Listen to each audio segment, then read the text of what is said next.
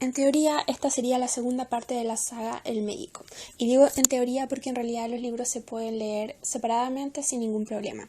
En este caso, Shaman es súper interesante porque trata sobre la historia de Estados Unidos durante el siglo XVIII y abarca un sinnúmero de temáticas. Es de verdad muy interesante leerlo, sobre todo para la gente que está interesada en la novela histórica, porque el autor hace un trabajo muy preciso en todos los temas que toca. Y en este aspecto, las principales temáticas que se tratan son las guerras entre los nativos y los colonos que venían llegando a Estados Unidos, como era el reparto de tierras entre los colonos que iban llegando, los problemas de racismo entre los mismos inmigrantes, las idiosincrasias de la época, cómo viajaba la gente, cómo vivía, cómo se relacionaban entre sí, los distintos problemas sociales que surgían de esta mezcla entre población de distintas partes del mundo y los problemas, por ejemplo, entre los católicos y los protestantes, el problema de la esclavitud. Se nombran a los Quakers también, entre medio, la política de la época.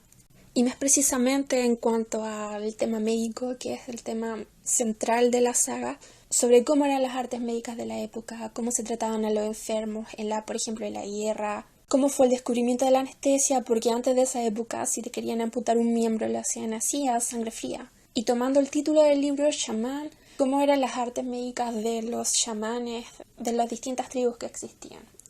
En fin, de verdad que habla muchos temas y es muy rico en contenido. Ahora, en cuanto a la temática en sí, ¿de qué se trata? Bueno, acá tenemos a un médico de profesión que viene escapando de Escocia por revolucionario y llega a Estados Unidos. Y acá empieza a ejercer su labor médica. Y como Estados Unidos recién se estaban formando ciudades, pueblos, un médico era siempre bienvenido para formar un centro social. Y acá es como Robert empieza a relacionarse con la gente, a conocerlos, a tratarlos, hasta que conoce a Sarah, se enamora y empieza a formar una familia. Sarah ya tenía un hijo, pero entre ellos dos conciben a Shaman. Shaman, que era un niño saludable, pero que contrajo una enfermedad que lo dejó sordo. Y acá es súper interesante como el libro relata la forma que tuvo su padre para hacer que Shaman no perdiera la capacidad de hablar, ya que antes de quedarse sordo él podía hablar. Por lo tanto, su papá trató de mantener esa habilidad y que no se perdiera.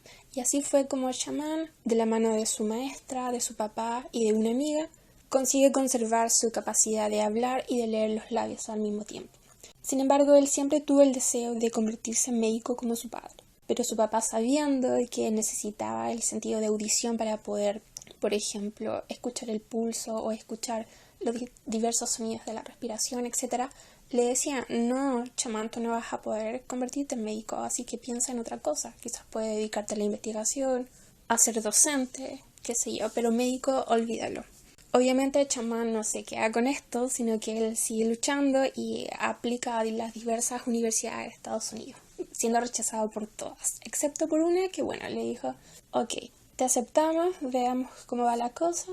Y Chamán acepta la oportunidad y se va a estudiar. Obviamente lo hace brillantemente porque durante mucho tiempo fue aprendiz de su papá, lo acompañaba a las visitas médicas y así fue aprendiendo muchas cosas. Un punto importante en el libro es una india que se transforma en amiga de Robert y lo ayuda en todas sus prácticas médicas.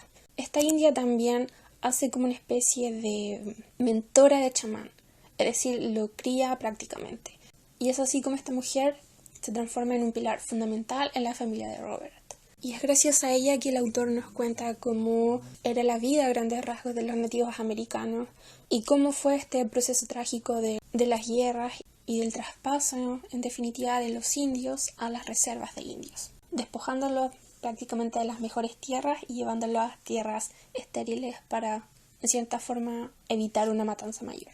Bueno, esta mujer es asesinada y obviamente la justicia de la época no iba a hacer mucho para investigar qué había pasado con esta mujer. Por lo tanto, Robert se encarga de hacer justicia por su cuenta.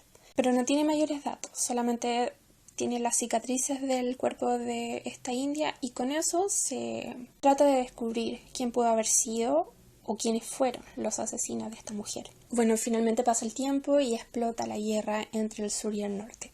Robert, que si bien era pacifista, decide unirse a la guerra para hacer lo que pueda ayudando a los enfermos. No le importa mucho el bando, solamente quiere ayudar.